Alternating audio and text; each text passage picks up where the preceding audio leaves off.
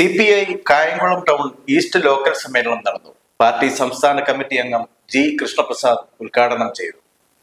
CPI Kayamkulam town east local സമ്മേളനമാണ് Kayamkulam Eruva NSS കരയോഗത്തിൽ Krishnankutty നഗറിൽ നടന്നത്. സ്വാഗത സംഘം ചെയർമാൻ വി പ്രസാദ് അധ്യക്ഷത വഹിച്ചു. പാർട്ടി സംസ്ഥാന കമ്മിറ്റി അംഗം ജി കൃഷ്ണപ്രസാദ് സമ്മേളനം ഉദ്ഘാടനം ചെയ്തു. ചർച്ചയ്ക്ക് വിധേയമാകുന്നത് പോലും മഹാത്മാഗാന്ധി വധത്തിലൂടെയാണ്.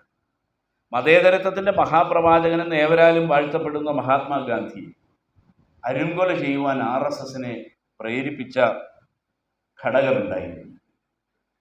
RSSനെ പ്രേരിപ്പിച്ച ഘടകം ഇന്ത്യയെ ഹിന്ദു രാഷ്ട്രമാക്കുക എന്ന തങ്ങളുടെ പ്രഖ്യാപിതമായ രാഷ്ട്രീയ ലക്ഷ്യത്തിന് സ്വാഗത സംഘം കൺവീനർ രവി നെയ്ശ്ശേരി സ്വാഗതം ആശംസിച്ചു. സംസ്ഥാന കമ്മിറ്റി അംഗം A ഷാജഹാൻ, ജില്ലാ എക്സിക്യൂട്ടീവ് കമ്മിറ്റി അംഗം R ഗിരിജ, ജില്ലാ കമ്മിറ്റി അംഗം A അജികുമാർ, മണ്ഡലം സെക്രട്ടറി AS സുനിൽ, മണ്ഡലം സെക്രട്ടേറിയറ്റ് അംഗങ്ങളായ ഗോപികൃഷ്ണൻ, D ത്യാഗരാജൻ തുടങ്ങിയവർ പ്രസംഗിച്ചു. News bureau, Kayamkulam.